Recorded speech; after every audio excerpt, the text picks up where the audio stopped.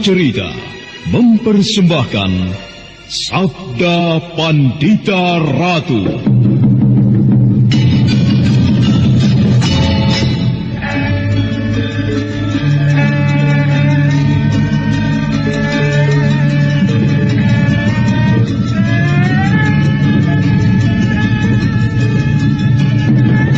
Kureguk anggur Mahadewa, kucicipi madu sabdanya. Bumi ku remas dalam genggamanku, matahari dan rembulan ku telan dalam perutku. Apakah mungkin aku akan menjadi bunga yang bisa kau petik dan kau sunting? Sementara jika layu, akan kau campakkan begitu saja, seperti cermin retak yang tak berharga.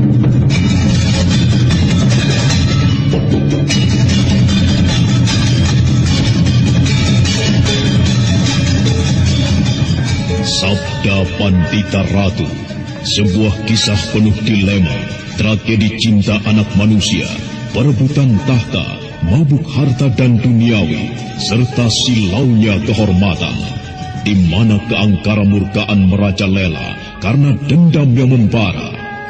Kisah ini berlatar belakang berdirinya Singasari. Ken Arok, dialah pemuda yang merekuk pahit getirnya kehidupan. Namun sebenarnya, dialah yang harus melaksanakan sabda-sabdanya. Perjalanan sengsaranya adalah awal untuk meraih keberhasilan, untuk menuju kejayaannya di saat Singasari berdiri. Apakah cita-citamu itu, Kenomang? Aku ingin mengubah nasibku.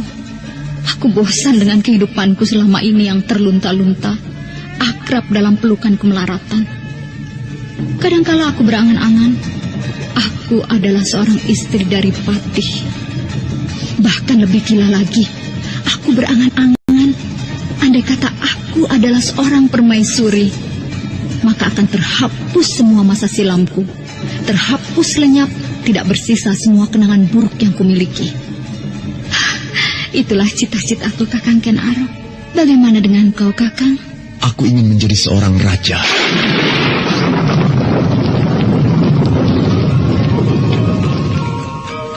Sabda Pandita Ratu. Naskah ditulis oleh Pondra Swasti Langit, diolah oleh Agung Bahrodi, didukung oleh artis-artis terkemuka Ferry Fadli, Eli Ermawati, M. Abud, Ivone Rose, dan lain-lain. Teknik dan montase Ibing Arifin, dengan sutradara Dian Pertiwi.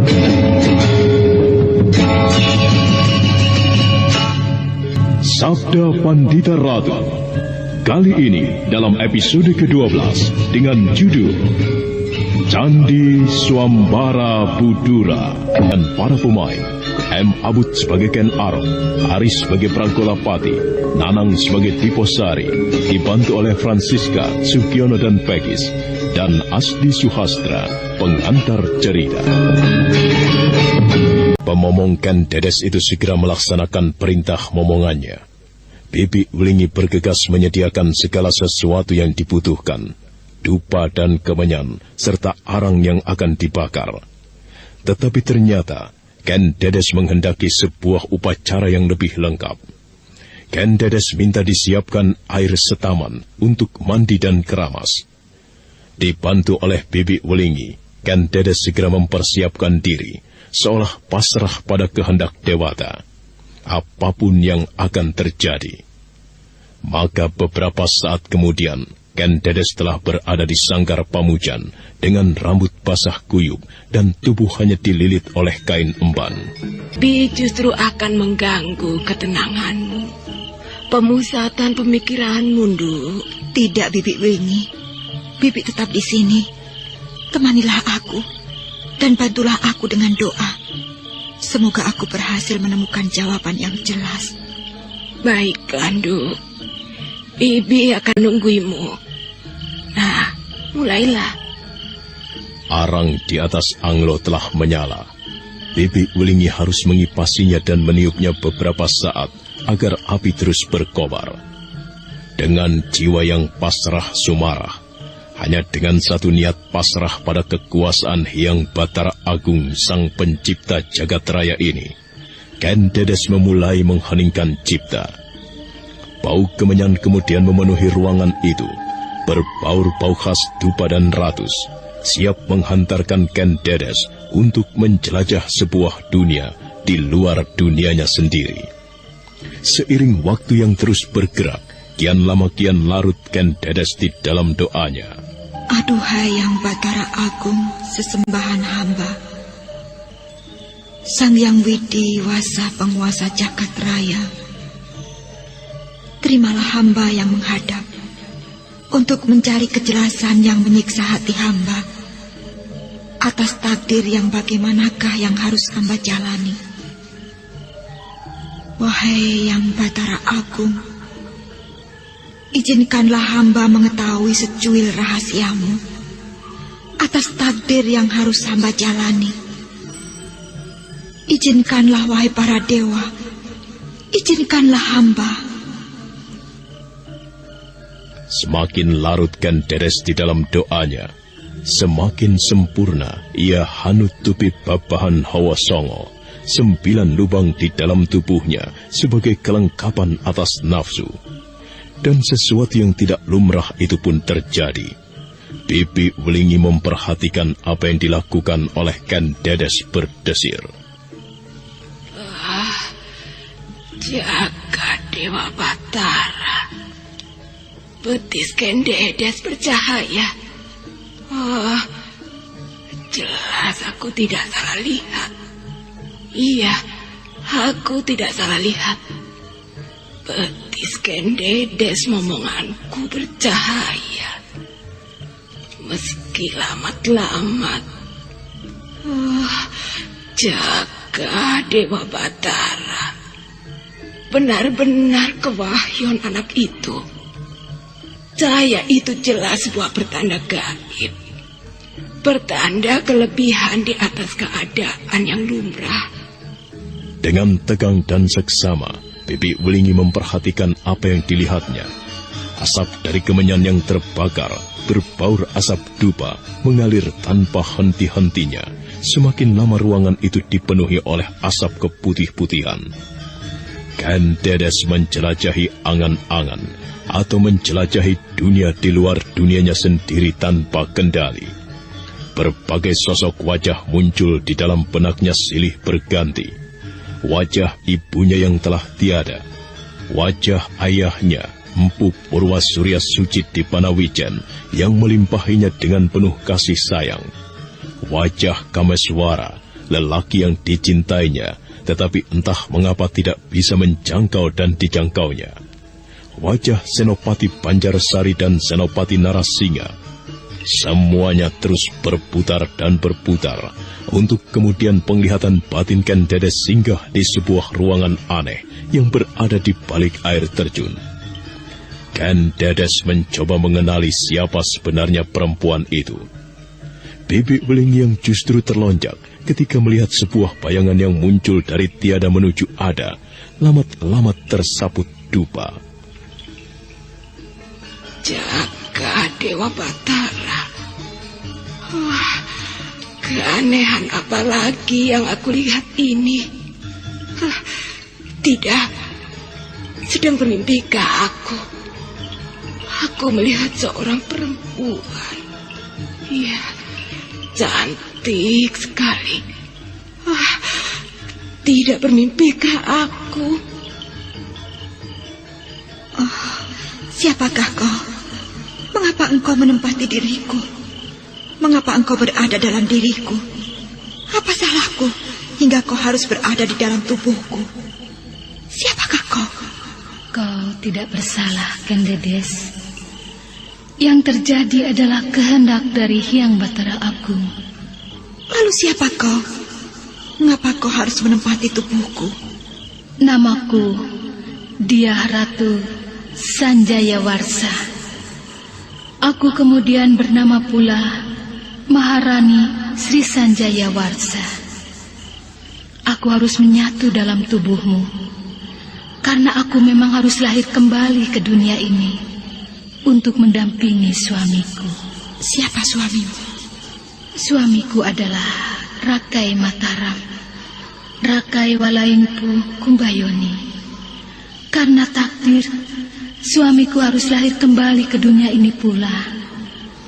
Oleh karena itu, janganlah kau menolak takdirmu, Ken Dedes. Marilah mengabdi kepadanya. Ia seorang raja pembawa angin segar, pembawa alunan suara indah, pengayoman atas orang-orang papa. Siapa orang itu? Kau telah mengetahui orangnya. Ken Dedes, biarkan aku kembali menyatu di dalam tubuh. Asap dupa yang mengalir, berbaur-bau wangi kemenyan. Wujud Maharani Sri Sanjayawarsa itu kemudian semakin kabur, seolah berada di dunia lain, berada di antara ada dan tiada. Hanya lamat-lamat terlihat, untuk kemudian lenyap sama sekali. Sudah wajar pagi, Bibi. Aku tertidur, Ken Dedes. Aku yang bersalah. Seharusnya aku tidak meminta kepada Bibi untuk menjagaku semalaman. Kau tadi bertanya apa? Aku telah mendengar kokok ayam jantan, juga suara burung. Nampaknya sudah mendekati saat fajar pagi. Iya.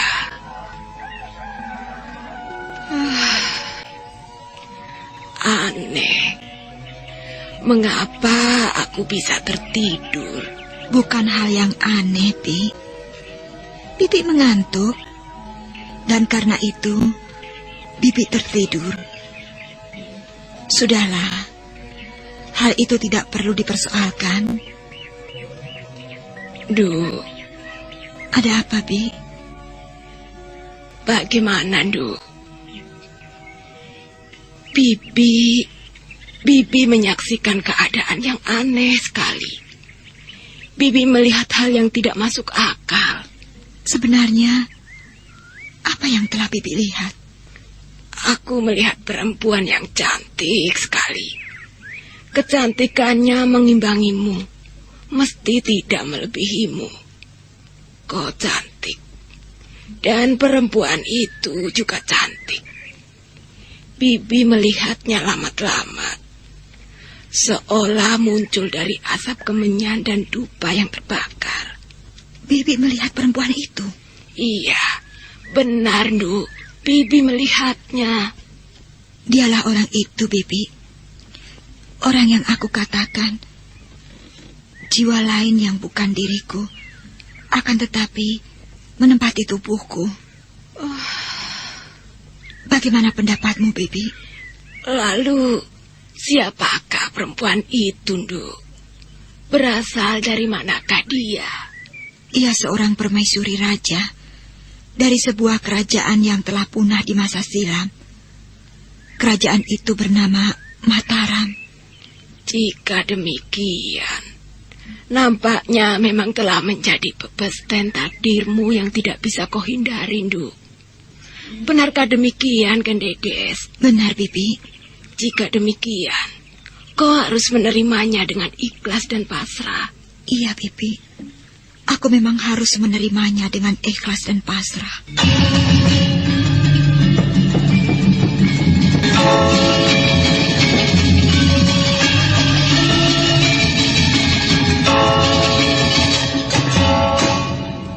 Maka demikianlah, untuk yang kesekian kalinya, Tumapel diguncang lagi oleh sebuah berita yang mengagetkan dan menimbulkan berbagai pendapat. Ada sebagian orang yang terheran-heran, ada yang merasa senang, ada pula yang mencemoohkan. Namun dengan tangkas Ken Arok kemudian memberikan penjelasan kepada orang-orang terdekatnya, yang kemudian menjalar ketok tular, bahwa perkawinan yang akan ditempuh Ken Dedes itu adalah untuk mengesahkan Ken Arok menjadi aku. Hal yang sangat penting untuk menghadapi peperangan yang akan terjadi melawan Kediri. Pesona dan perbawa yang dimiliki oleh Ken Arok ternyata memang sangat luar biasa. Bagaikan disihir, seluruh rakyat Tumapel kemudian menyambut perkawinan Ken Dedes dan Ken Arok dengan kegembiraan. meski perkawinan itu dilaksanakan dengan sederhana. Suasana di Tumapel ini benar-benar menggairahkan. Aku benar-benar senang melihat perkembangan yang terjadi akhir-akhir ini. Di zaman aku Tunggul Amutung dulu, malah terlampau tenang. Dan karena itu, justru terasa membosankan. Sekarang penuh gairah, dengan kejutan-kejutan yang bergairah.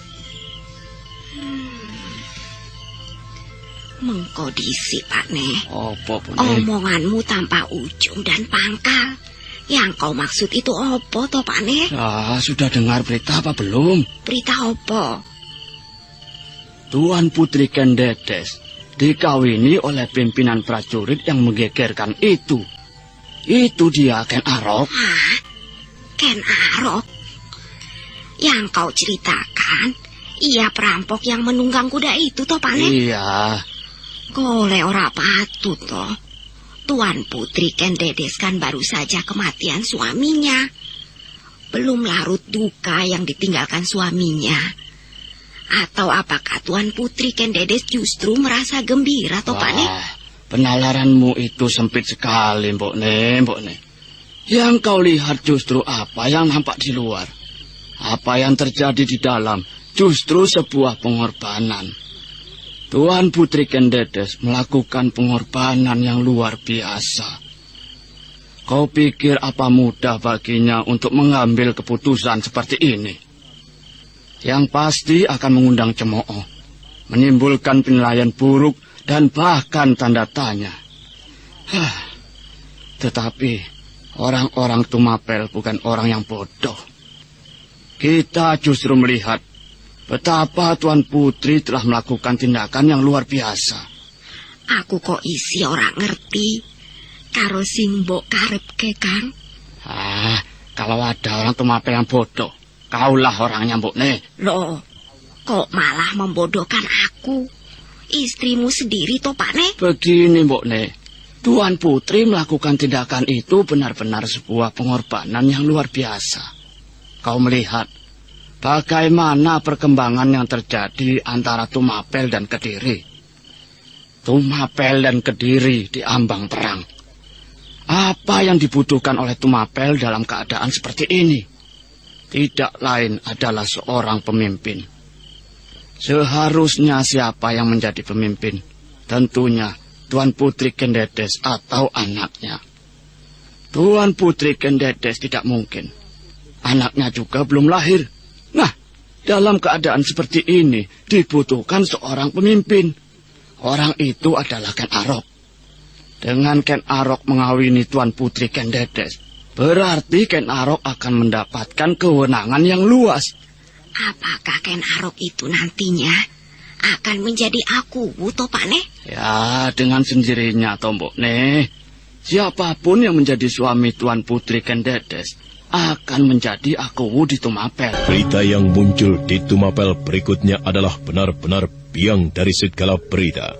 Hal yang sangat mengejutkan, karena belum terlampau lama Akuwu Tunggul Amatung meninggal dunia, Ken Dedes telah memutuskan menerima Ken Arok menjadi suaminya. Tetapi orang-orang Tumapel justru semakin mengagumi Ken Dedes, karena mereka melihat apa yang dilakukan oleh Ken Dedes itu merupakan sebuah keputusan yang sangat penting di saat Tumapel menghadapi peperangan. Dengan demikian, dengan sendirinya, Ken Arok menjadi Akuwu yang baru. Sekali lagi, saya harus melihat kenyataan yang luar biasa, Tuan. Ken Arok benar-benar cerdik. Cerdik sekali. Bahkan boleh dikata terlampau cerdik. Dengan mudah ia menggenggam jabatannya sekarang, Akuwu Pakuan Tumapel. Setelah sebelumnya ia menyingkirkan orang-orang yang menjadi penghalangnya. Ia membunuh Kebo Ijo tanpa jejak. Bahkan ia membunuh Senopati Pragulapati juga tanpa jejak. Pragolapati benar-benar mati dengan hina bersama perempuan yang bukan istrinya itu. Dan kemudian Tuan, dalam waktu yang sangat singkat, mengawini Ken Dedes. Benar-benar luar biasa, Tuan. Ya. Aku juga merasakannya. Tumapel berjalan penuh dengan kejutan-kejutan. Dan nampaknya masih akan terjadi lagi hal-hal yang tidak terduga, Tuan.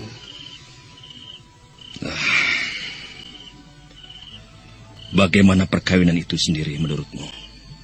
Pada awalnya, Ken Arok memang tergila-gila kepada Ken Dedes. Cinta yang merenggut kematian Senopati Pancarsari, Senopati Narasinga, dan aku Tunggul Ametung. Ken Dedes sekarang telah dimilikinya dengan mutlak. Lebih dari itu, Tumapel berada di dalam genggamannya pula. Benar-benar sebuah keberhasilan yang mutlak dan cemerlang. Dengan demikian, ini merupakan sebuah gambaran bahwa Tumapel tidak bisa dianggap remeh. Tuan, jika saya boleh mengatakan, Tumapel justru menyimpan bahaya yang lebih besar daripada Kediri. Karena Tumapel ada Ken Arok. Aku sependapat denganmu. Untuk itu, perkembangan yang terjadi di Tumapel ini segera kita laporkan kepada Kakang Ranggalampitan di kantor. Akan tetapi, dalam 2 hari ini, sebaiknya kita masih melanjutkan melihat-lihat perkembangan yang terjadi di sini.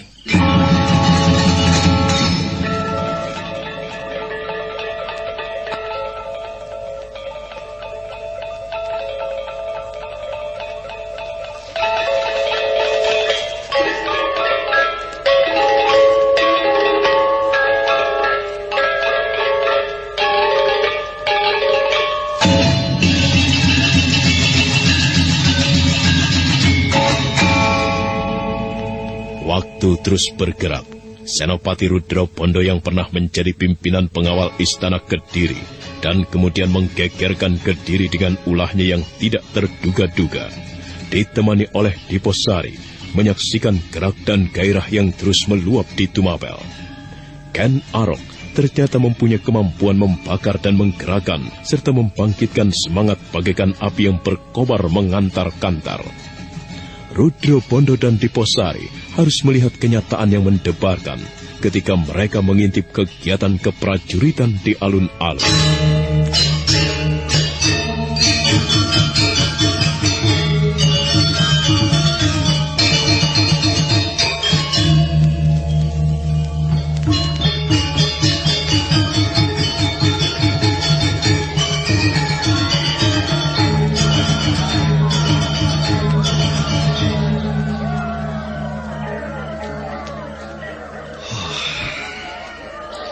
Sebuah kenyataan yang benar-benar mengejutkan.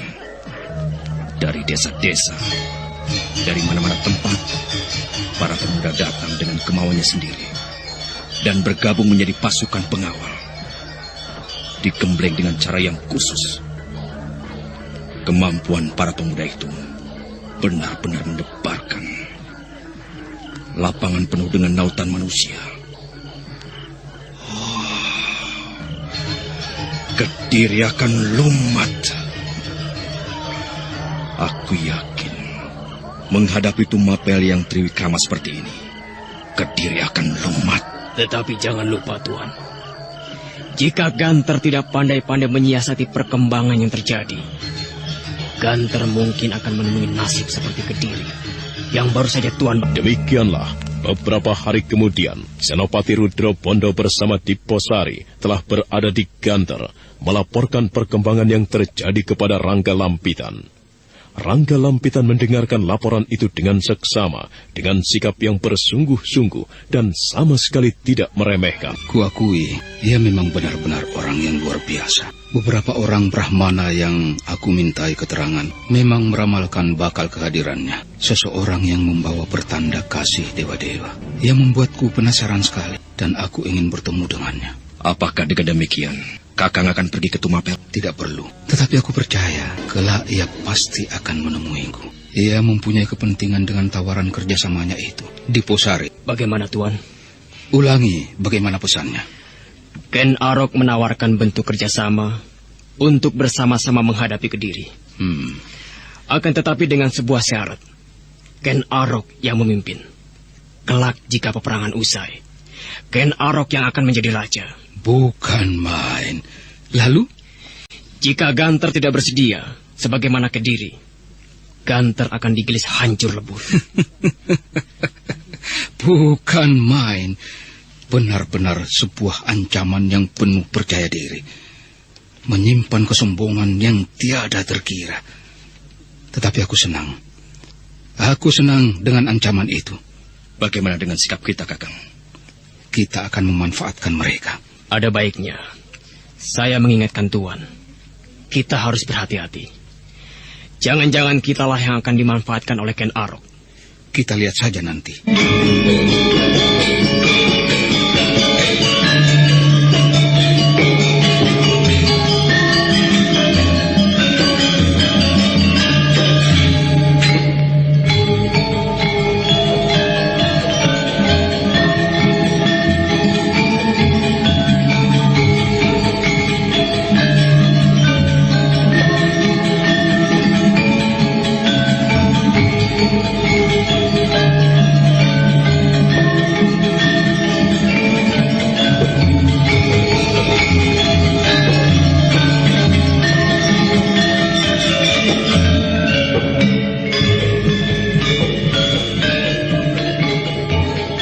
Di Tumapel, hari-hari bergerak dibakar semangat dan gairah.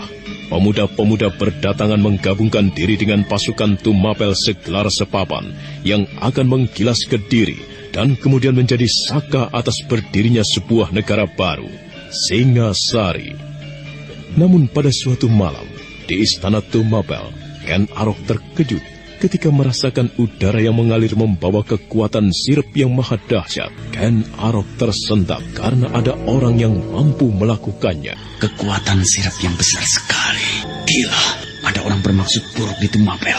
Siapa dia? Ken Arok yang telah menjadi aku di Tumapel itu segera bangkit dari tempat tidurnya yang bersebelahan dengan tempat tidur Ken Dedes yang meski telah menjadi istrinya tetapi tidak bersedia dijam sebelum bayi yang dikandungnya lahir. Ken Arok bergegas berjalan ke halaman. Oh, bukan main. Betapa dahsyatnya kekuatan sirap ini menyebar di dalam wilayah istanaku. Di halaman para pengawal dan prajurit jaga bergelimpangan tertidur pulas. Oh, siapa yang melakukannya? Siapa? Kemeswara. Iya, hanya Kemeswara yang mampu mengimbangiku, yang mampu mengundang ilmu sirap semacam ini. Tetapi benarkah Kemeswara? Rasanya tidak. Ia tidak perlu menggunakan kekuatan sirap untuk menemuiku. Kau tidak lupa kepadaku? Iya, aku masih ingat. Kau telah menjadi seorang aku sekarang. Iya, aku sekarang aku di Tumapel. Sebuah batu loncatan untuk cita-cita yang lebih tinggi yang ingin kau raih. Bukankah demikian calon raja? Oh, ia mengetahui apa yang ada di dalam hatiku. Perempuan berbahaya. Siapa sebenarnya dia? Aku harus berhati-hati dan tidak boleh sembrono. Ia pernah mengalahkan aku. Telah lama aku mencari-carimu. Akhirnya aku temukan kau di sini. Mengapa kau mengatakan aku adalah calon raja? Aku nyaris tahu segalanya tentang kau, pemuda ganteng. Kau hadir lengkap di dalam bayanganku, di dalam angan-anganku. Apa yang pernah kau lakukan dengan tapa beratamu di padang karautan, hadir lengkap di alam mimpiku. Aku melihatnya bahwa kau bukanlah orang sembarangan. Kau manusia luar biasa. Bagaimana kau bisa mengetahui apa yang telah kuperbuat di padang karautan? Bahkan apa yang kau perbuat di Semenanjung Sembulungan, di sebuah teluk di ujung timur Pulau Jawa ini, aku pun tahu. Yang kau perbuat atas bongkahan logam yang jatuh dari langit itu pun, aku juga tahu. Keris yang kemudian kau pergunakan untuk membunuh penciptanya, Empu Gandring. Cukup! Oh, apa keperluanmu menemui aku? Mengapa kau sebar kekuatan sirap di istanaku ini? Aku datang untuk ngunggah-unggahi. Kau ngunggah-unggahi? Ken Arok memandang perempuan itu dengan tegang. Keinginan perempuan itu untuk ngunggah-unggahi mengejutkannya. Ngunggah-unggahi adalah keinginan seorang perempuan yang mengabaikan batas kesopanan agar diperistri. Ken Arok memandang wajah perempuan itu dengan lebih cermat, terutama pada keningnya yang tertutup secari kain. Ken Arok berdesir membayangkan perempuan itu memiliki sebuah mata lagi di keningnya. Perempuan itu adalah Uma Durga. Tidak sadarkah kau bahwa apa yang kau lakukan itu tidak patut untuk dilakukan oleh seorang perempuan? Kata siapa tidak patut? Urusan semacam itu yang patut adalah lelaki yang melamar perempuan, bukan perempuan yang ngunggah-unggahi. Kau akan malu kalau aku menolakmu. Kau tidak akan bisa menolak, Ken Arok. Kau salah. Aku tidak senang padamu. Aku tidak tertarik kepadamu. Meski kau cantik, akan tetapi aku tidak mempunyai minat untuk memperistrimu.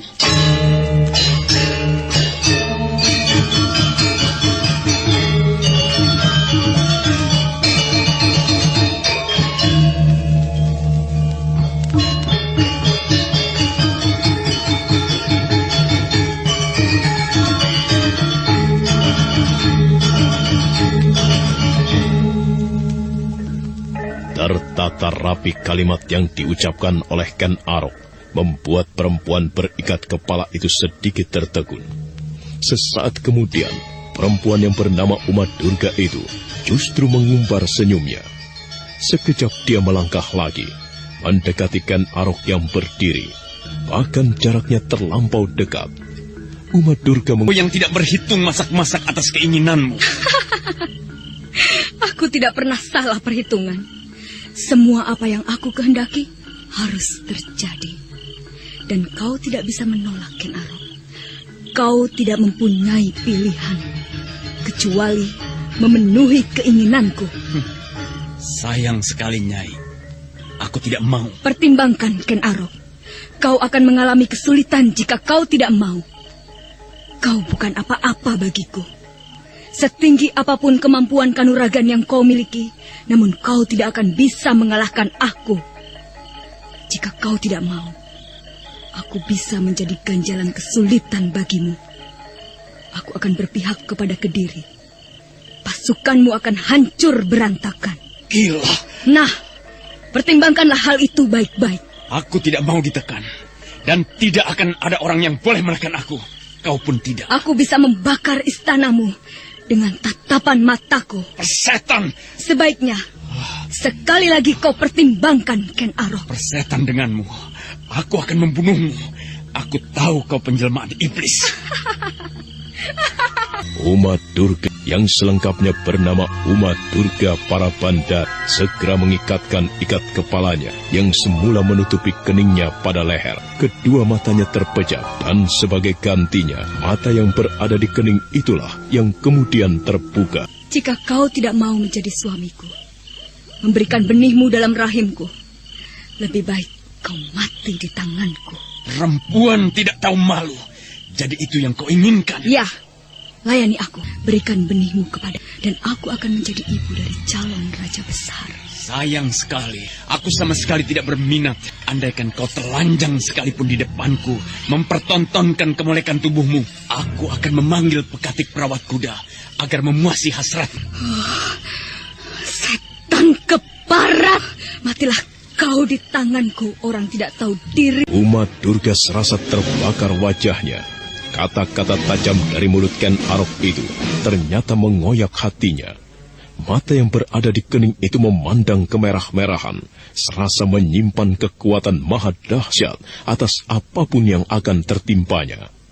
Tetapi Ken Arok yang merasa penasaran karena pernah dikalahkan oleh perempuan itu ketika berada di padepokan Empu Gandring, terusik untuk menghadapinya, mencoba kedahsyatan kekuatan mata aneh itu.